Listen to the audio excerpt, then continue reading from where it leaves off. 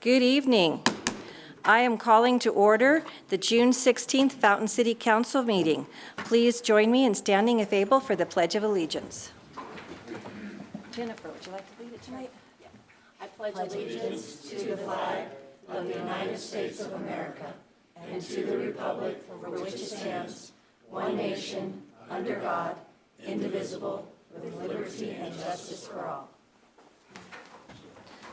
Madam Clerk, roll call, please. Mayor Thompson. Here. Mayor Pro Tem Estes. Here. Councilmember Veerhoff. Here. Councilmember Geek. Here. Councilmember Rick. Here. Councilmember Hertzberg. Here. Councilmember Ruffenach. Here. I have 7 members present. Great, thank you very much. All righty, that takes us on to item 4, public to be heard. Citizens may address the council on items that are not on the agenda. Council may not be able to provide an immediate answer, but will direct staff to follow up. Out of respect for the council and others in attendance, please limit your comments to 5 minutes or less. And I have one card tonight, and she doesn't want to go first.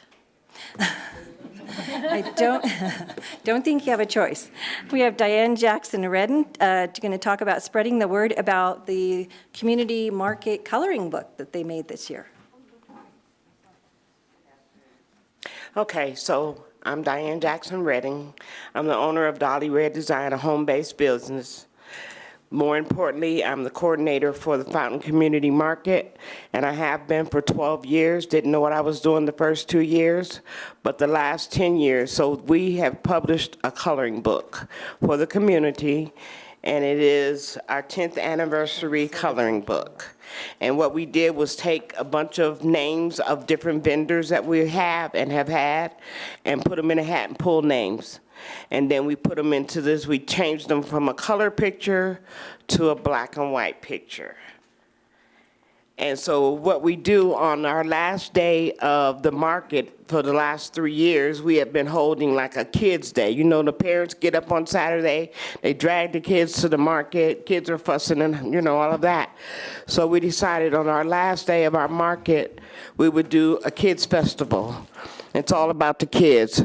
So this book was my idea to raise money to make more things for the kids to do because they're in school, they get backpacks and work. So we give them backpacks with fun things in, bobbleheads, shoe charms, free meal, ice cream, stuff like that on our last day. So last year we gave out 120 bags. We were out in an hour.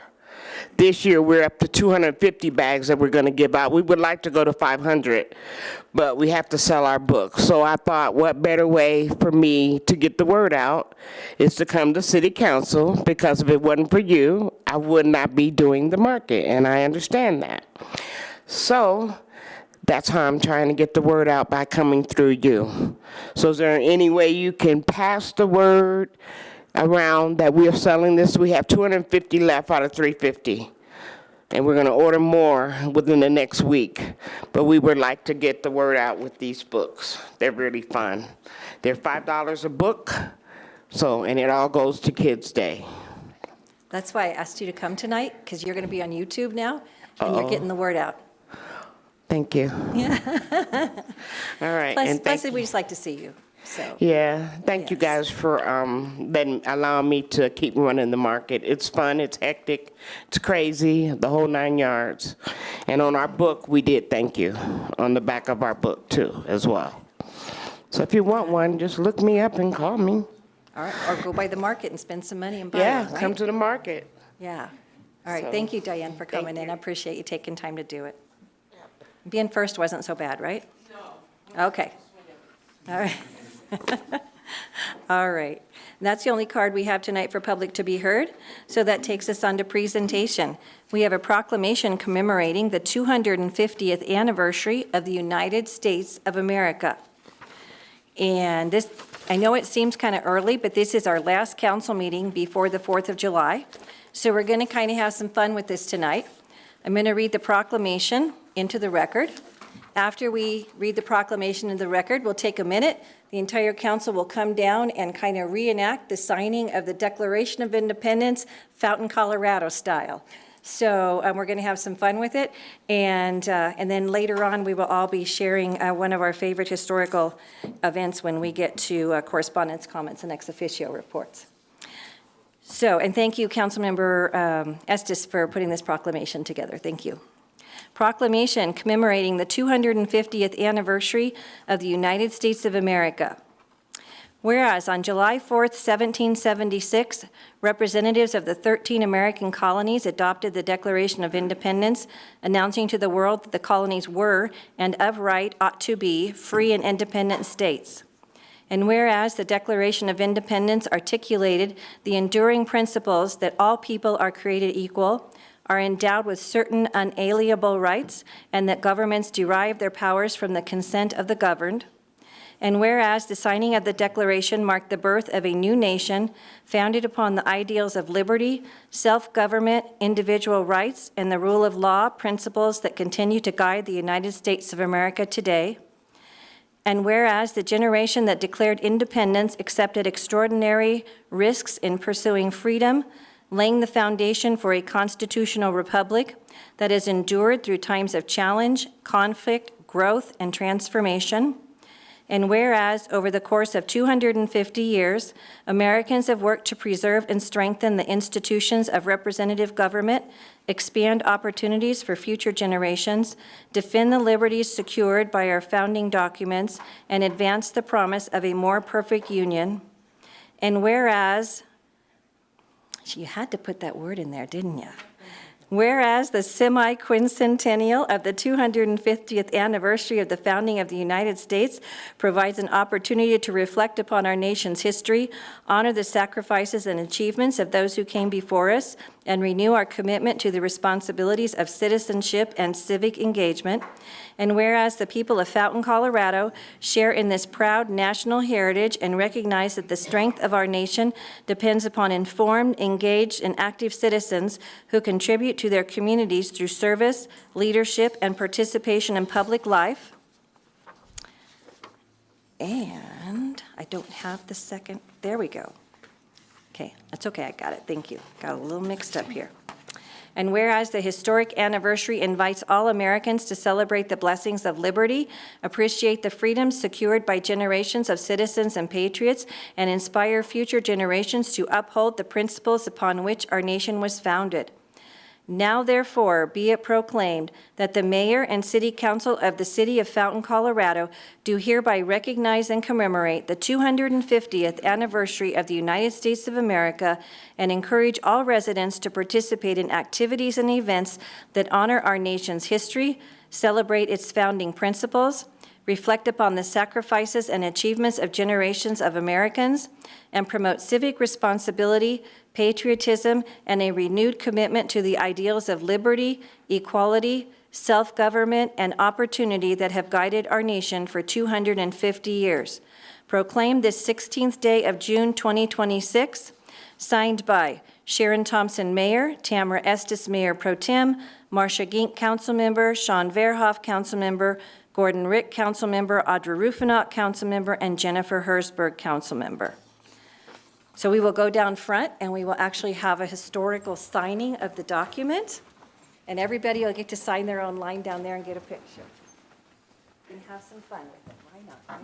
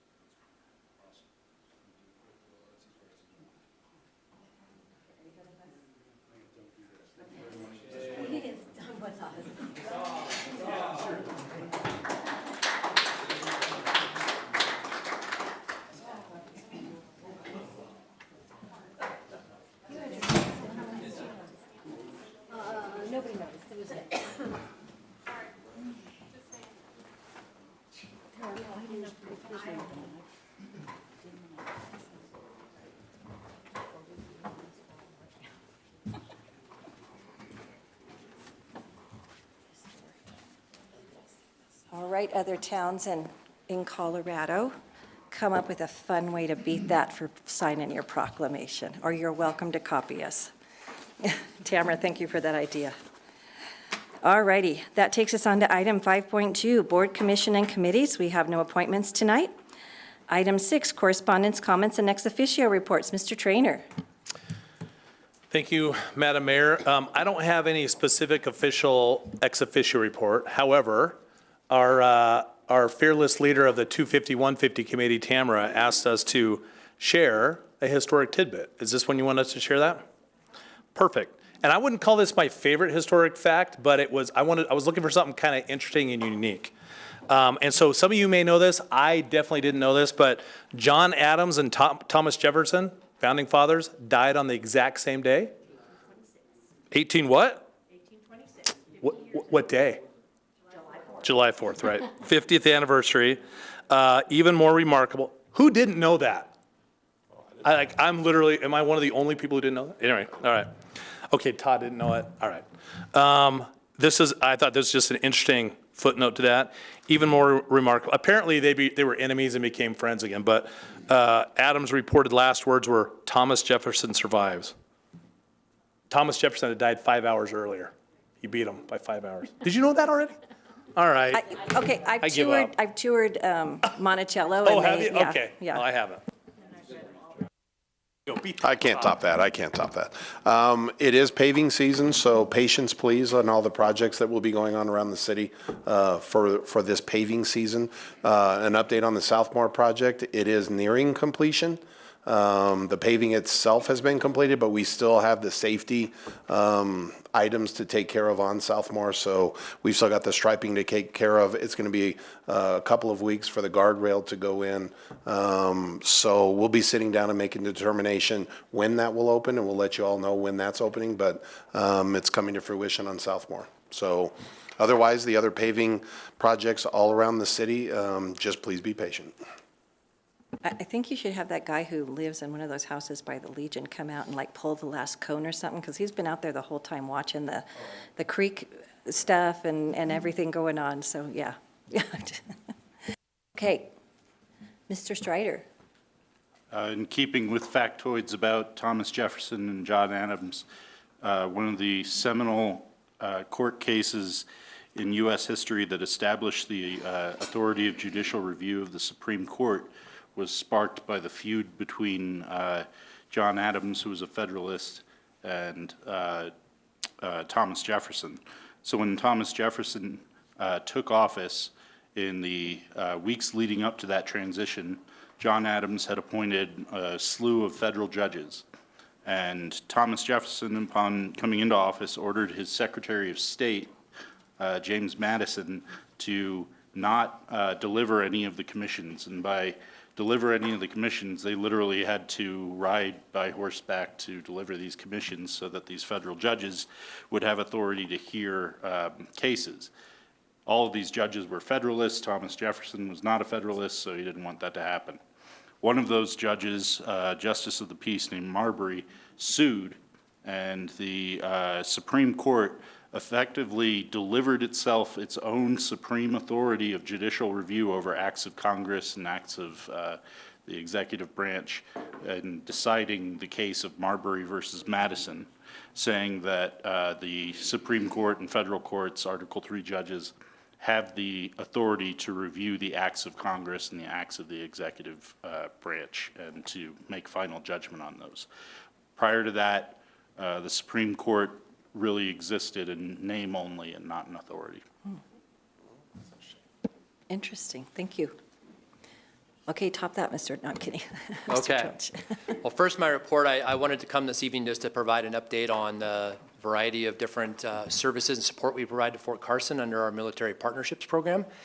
We currently have 17 active sustainment, restoration, and modernization projects, construction projects on Fort Carson. It's currently over $4 million worth of support at half the year to the post. If you drive around on post, you'll see signs everywhere that say this project being done in partnership with your neighbors, City of Fountain. So very excitingly, our microtransit IGSA kicked off June 1st officially. And in the first 2 weeks, we've carried over 5,000 riders on post. So we're averaging about 6.2 minutes wait time when an order is put in for a ride, and we're at 98.3% time on target for pickups. So if you look at that, over 5,000 in 2 weeks, in about 2 months, we'll exceed the entire year's worth of ridership for the Fountain transportation that we have in the city. So it's going very, very well. A lot of single soldiers and soldiers in the barracks are using it to get moved to the dining facility and back, which is exactly what Fort Carson really wanted. So my sincerest compliments to Mike Simler and our great microtransit team we have out there. They're just doing an amazing job, and it's very exciting to see be on post. I was on post today, and you just see those Carson Connector vans all over the place, and so it's very, very cool to see the City of Fountain logo running around post. So just wanted to give you a readout of that, and my history fact, I got to read it out here. In the winter of 1753, so way back, a 21-year-old major in the Virginia militia, accompanied by a veteran frontier explorer, struggled in the frozen wilderness of the Ohio country. While crossing the icy Allegheny River on a crude raft, the young officer was thrown into the freezing current, and he faced a very real risk of immediately drowning in the ice-choked water. With the help of his experienced companion, a frontiersman named Christopher Gist, he managed to get back into that raft and reach safety. And then he further survived a bitter winter night, stranded on an island in the middle of the river in this vast wilderness. If that young major would have died, we can only imagine how the history of our country would have been different, as this young officer was none other than George Washington. Chief? Good evening, Mayor and Council. I will not try to top that. First report, not a whole lot. You'll hear more from me later in the meeting, but did want to mention that our Fire Marshal's Office, the Fire Prevention Division, is working hand in hand with BART on our public relation push for the 4th of July. That should be coming out in the next week. And so if Bart has more to add to that, I'll let him. But my fun fact is that the first internal combustion fire engine in America was built in 1905 in Springfield, Massachusetts. It was an air-cooled 20 horsepower, 2-cylinder engine, and believe it or not, it revolutionized the American fire service. The bar has been set high. Real quick for my report, I just have a couple of things. Community meeting, July 1st, 5:30 PM at Restoration Church.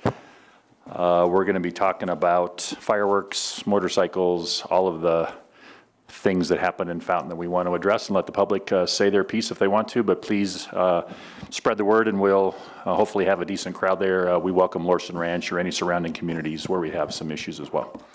And happy to report that at the end of June, we're going to have 5 new officers come into our department, so we're getting closer to full staff. We'll still be several officers away, but those 5 are drastically going to help us get our patrol back up to speed. My fun fact, sticking with my profession, of course, in 1776, the United States had the Colonial Night Watch system, which was very lackluster in fighting crime and disorder. These watchmen were underpaid, undisciplined, and were considered community thugs and paid to take shifts as a form of restitution. So therefore, in about 1838, the first officially sworn police officers in the U.S. emerged with the establishment of the Boston Police Department, making it the first publicly funded professional police force in the country. This force replaced the earlier informal night watch system where volunteers were performing poorly.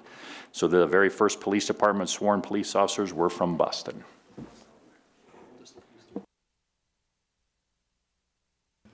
Madam Clerk?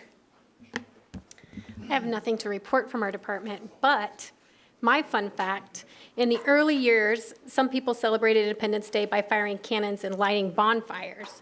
But in 1817, a group of New Yorkers decided to celebrate with a grand parade featuring a giant float of 13-foot-tall freedom tree made of live branches, and it became such a spectacle that people traveled far and wide just to see it. Imagine an actual walking tree marking our independence. That's cool. See, Chief, you don't have cannons to do, so don't give them any ideas, huh? IT. Just some historical appreciation. 250 years ago, it probably took anywhere from a few days to over a month to get a message to somebody, and now we can get a hold of people, 20 different people in a few seconds. So we've come a long way since our nation was founded. Yeah, cool. All right, y'all can volunteer. Who wants to go first up here? Okay, Councilmember Hertzberg. I have to go before Tamara. Okay, I think that's fair. We all have to go before Tamara. Okay. All right, so I grew up in Texas, but I have been in Colorado for 26 years. I didn't know this, so I had to check with my Colorado-educated husband, who's a native, and he didn't know this, so maybe people don't know this, I don't know. But in 1807, this is back to Thomas Jefferson, he received a letter from Captain Zebulon Pike, from which we get our Pikes Peak, right? With the letter came along a gift. That gift was 2 grizzly bear cubs, a male and a female, with a note saying they're the most ferocious animals on the continent. So Thomas Jefferson, knowing he couldn't really keep these grizzly bears, he did display them on the White House grounds for over 2 months in a cage before they were donated to a living history museum owned by one of his friends, and his name was Charles Peel, where upon receiving these bears, he stated that they were perfectly gentle and quite good-humored. All right, thank you. Anybody to the left? Councilmember Geek. I have nothing to add for the week, but here's my fun fact, and it's not too creative, but the bald eagle may reign as America's national symbol, but Benjamin Franklin once lobbied for a humbler candidate, the turkey. Franklin lauded the turkey as a noble native embodying courage and authenticity, unlike the bald eagle, which he derided as a bird of questionable moral character and opportunistic habits.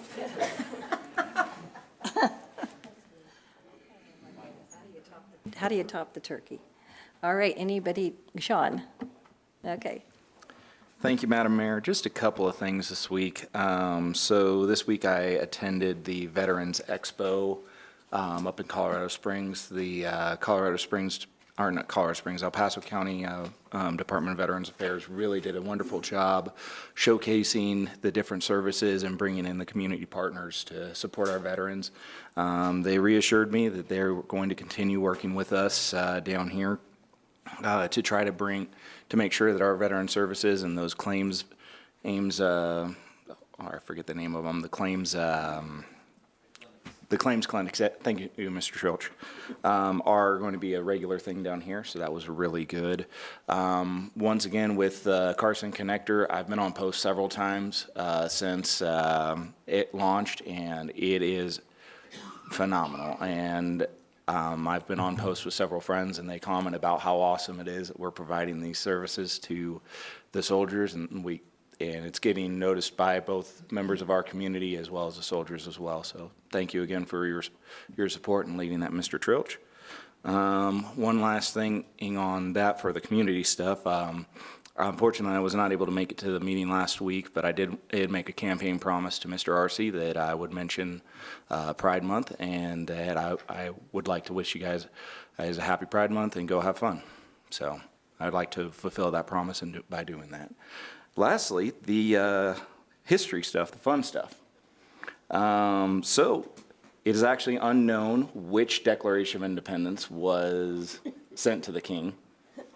The first broadly produced one was the broadside by John Dunlap, who printed the first Declaration of Independence. And interestingly enough, it was passed on July 2nd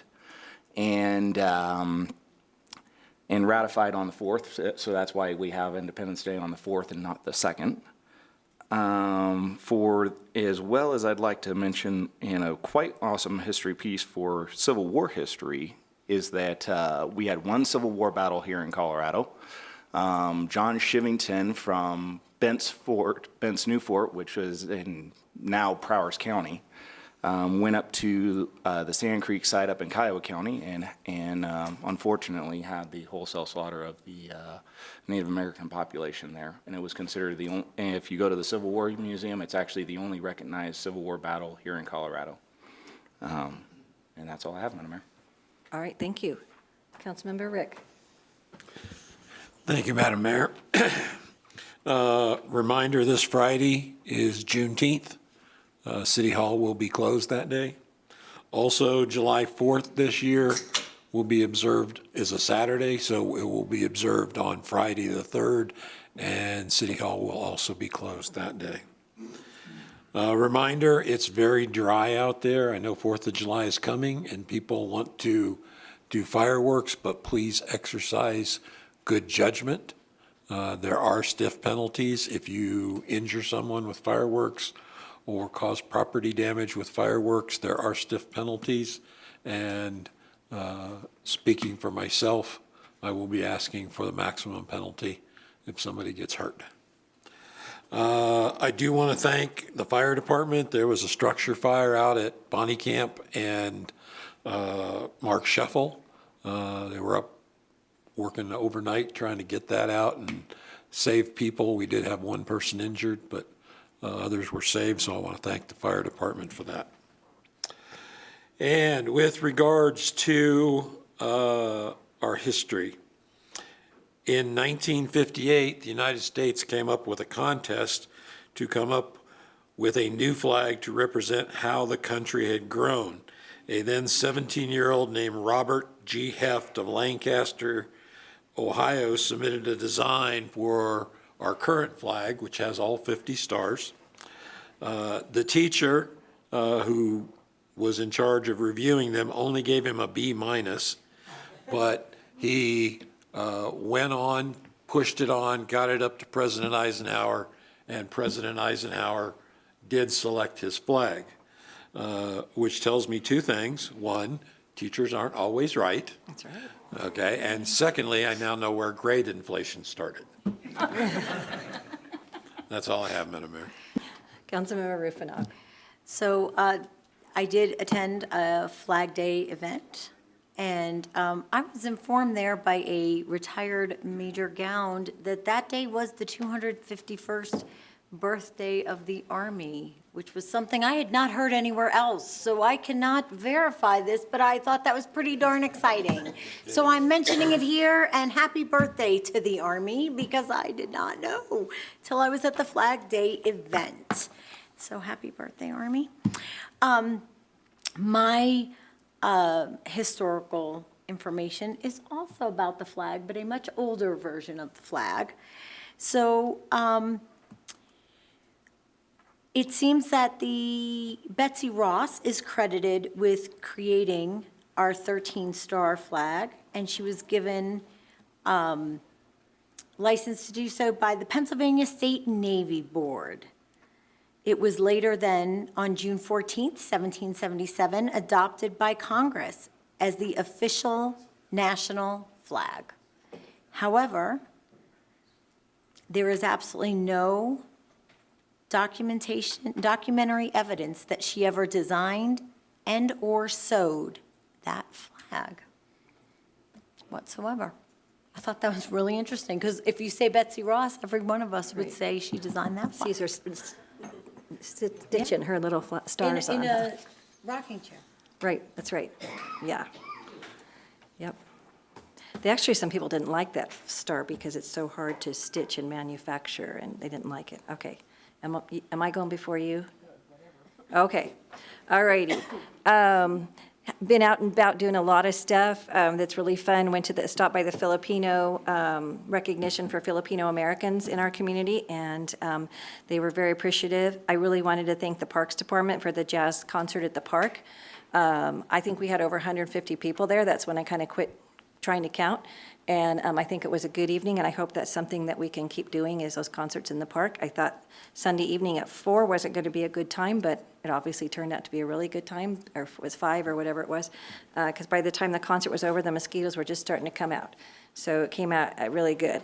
Communities That Care had their last meeting, and so the Communities That Cares program is officially dissolved. And some of the programs they created, might go on with some individuals, but I wanted to thank everybody for their hard work on that. The 18th and Thursday, we're having a pop-up town hall meeting at the Senior Center, and hope some people can come by and get questions answered, and if not, we'll turn them over to staff that can answer them, like we did after the last pop-up town meeting.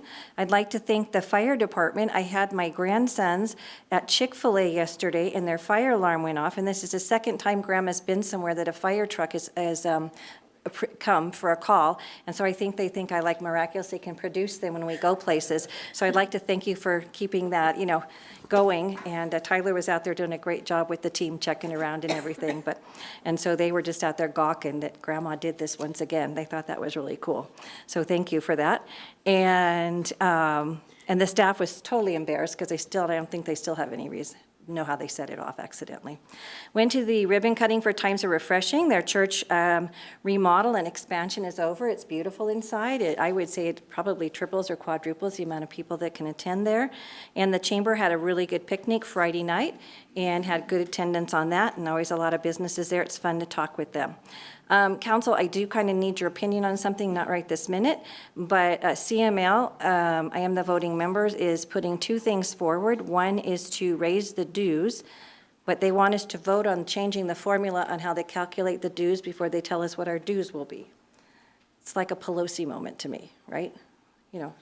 Pass it and then you read it. So if you want that information, give me a call. Then the second one is the large cities. There's 3 large cities, Denver, Aurora, and Colorado Springs. They have 2 voting members.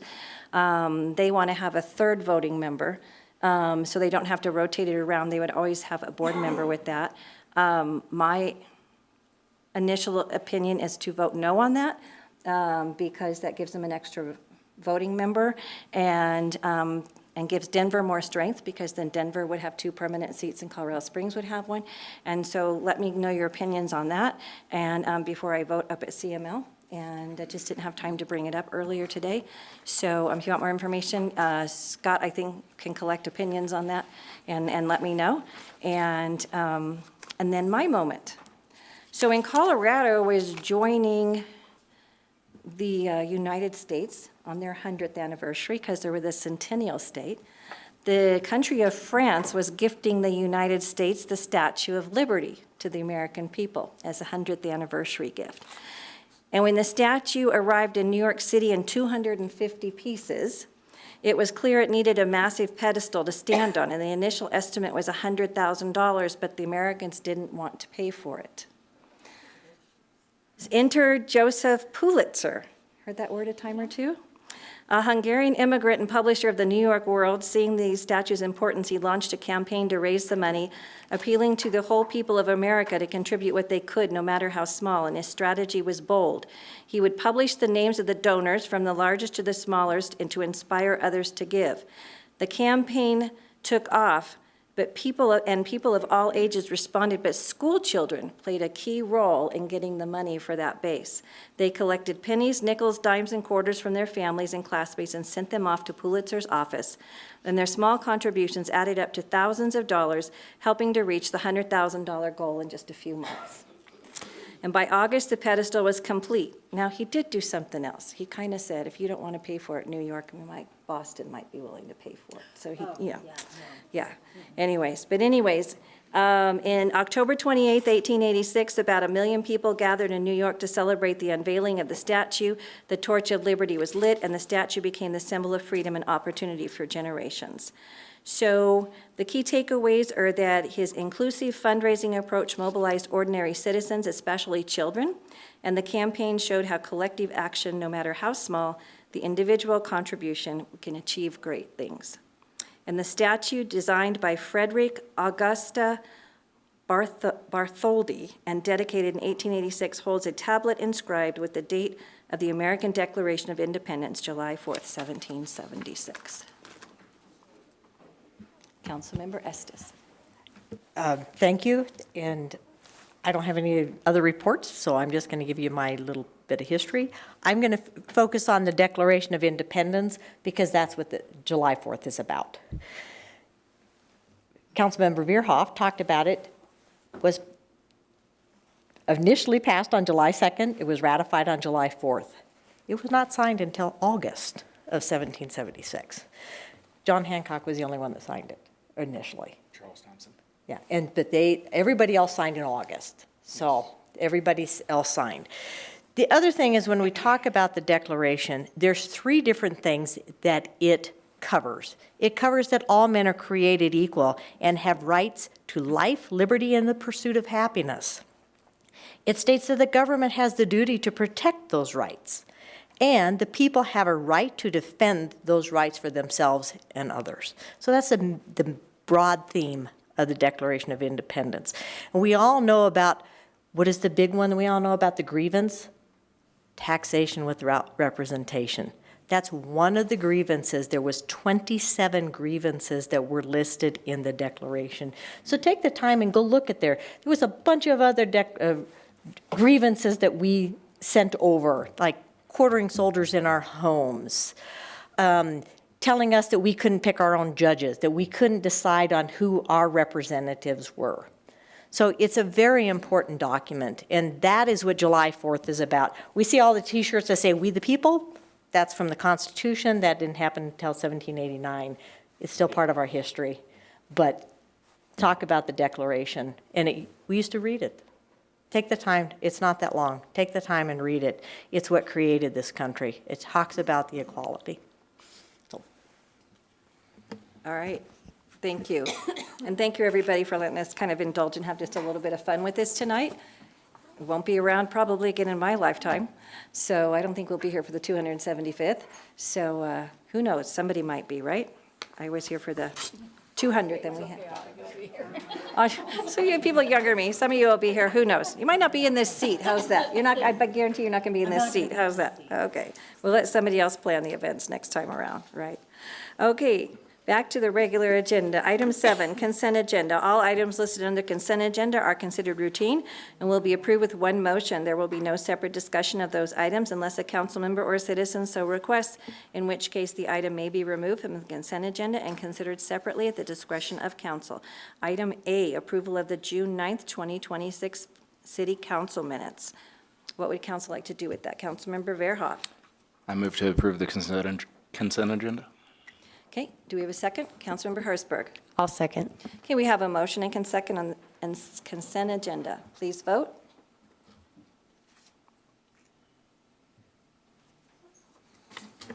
Seven yes, motion carried.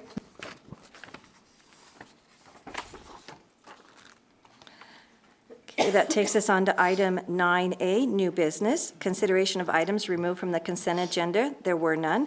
Item 9B, Resolution 26-031, a resolution executing Amendment Number 3 to the 2008 Intergovernment Agreement with El Paso County for participation in the Community Development Block Grant Entitlement Program. Mr. Trainer. Thank you, Madam Mayor, members of the City Council. This item before you is an item that, as mentioned in that description, goes back to 2008. The Community Development Block Grant Program is a federally funded program. It's a grant program that's designed to help address certain issues, quality of life, address low-income issues, address veterans issues, ADA issues. There's a number of things it can help with. And so if you're a city of 50,000 and over, you're considered an entitlement city, and you get an entitlement every year, an amount that you can use for qualifying projects. When you're less than that, you have two options. One, you can apply for the CDBG funds through the state, or you can join with a collaboration with other entities, which is what we've done with the county. Essentially, the county, El Paso County, and all of the cities with the exception of Colorado Springs. I don't think we're missing any. Yeah, because they're an entitlement community. All the communities participate in a collaboration with El Paso County. Well, typically what happens is we just renew that annually. However, this year HUD is requiring an actual amendment to the agreement because of some changes that they had in there. And so I wanted to make sure that we brought this to the City Council. It's a resolution to adopt Amendment Number 3 to the 2008 agreement that we have. And that's it. I don't know if there's any questions for you. All right. I thought it was kind of fun reading back through this over the years to see the various mayors that have signed this, not only from our town, but some other towns. You had Mayor Howells, Mayor Pro Tem Ortega, and then Mayor Snyder from Manitou is now our senator. That's right. And so it's just kind of fun historically, to go back and see some of the different names and bring back some memories. So what would council like to do with this? Councilmember Verhoff. Thank you, Madam Mayor. I move Resolution 26-030. Okay. Do we have a second? I'm sorry? It's 031, Councilmember. It was on the agenda, it says 030, but it's corrected to 031 on the actual document. I move Amendment 031 is corrected. Yeah, okay, thank you. Thank you, Councilmember Rufinock. Okay, Councilmember Estes. I second. Okay, is there any for deliberation or questions on this? I think everybody's pretty familiar with CDBG. All right. Okay, please vote.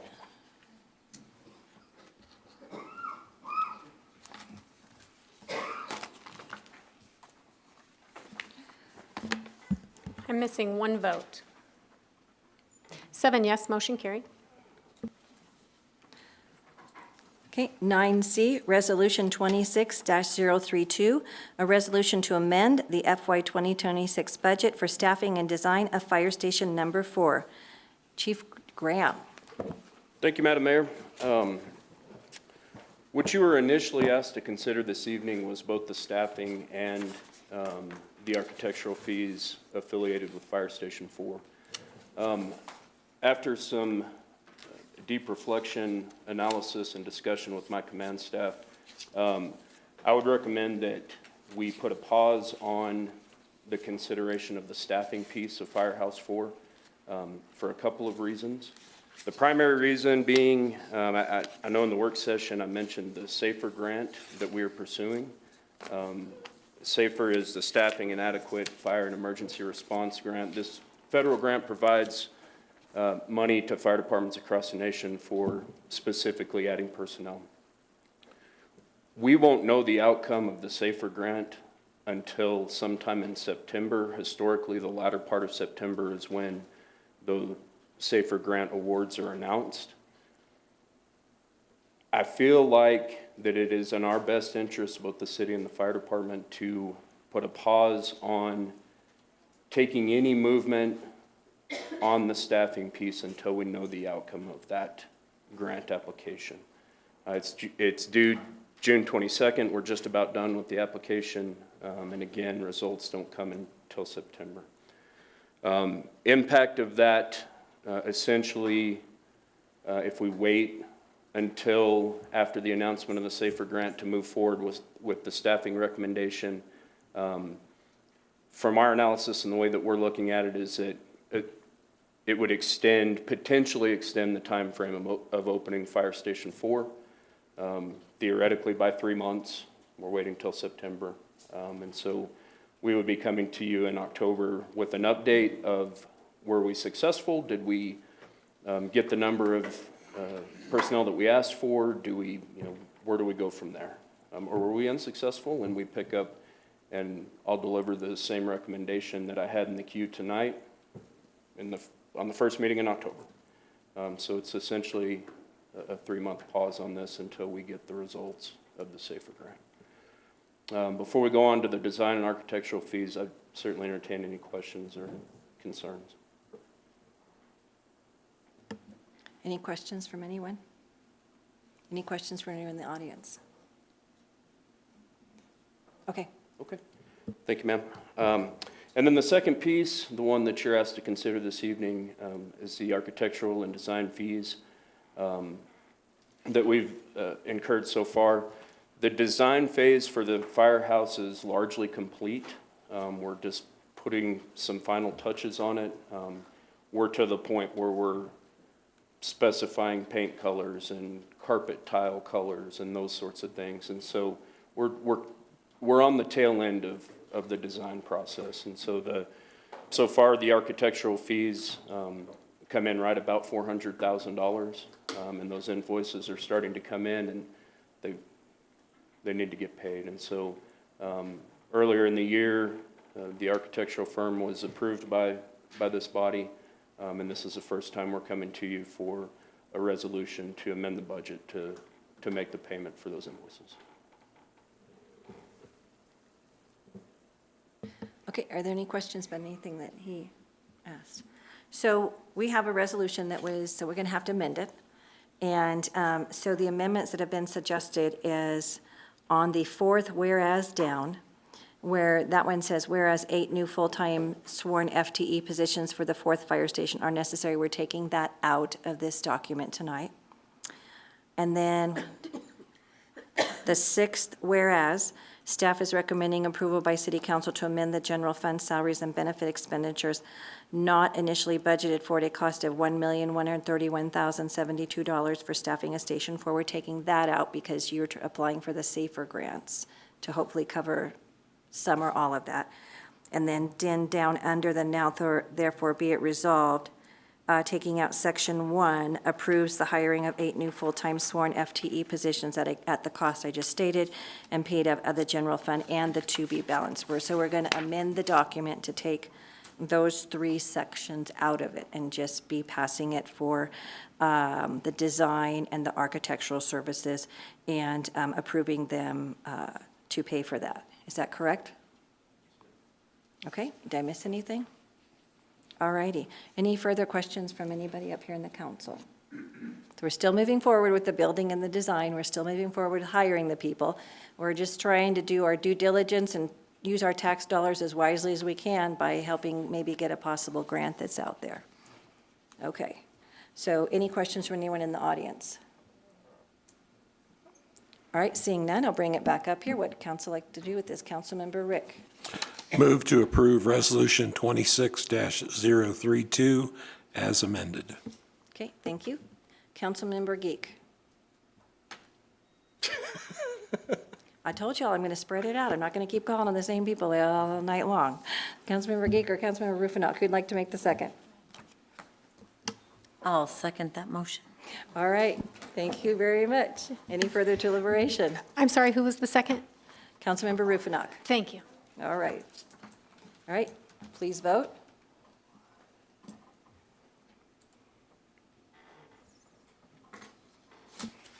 Seven yes, motion carried.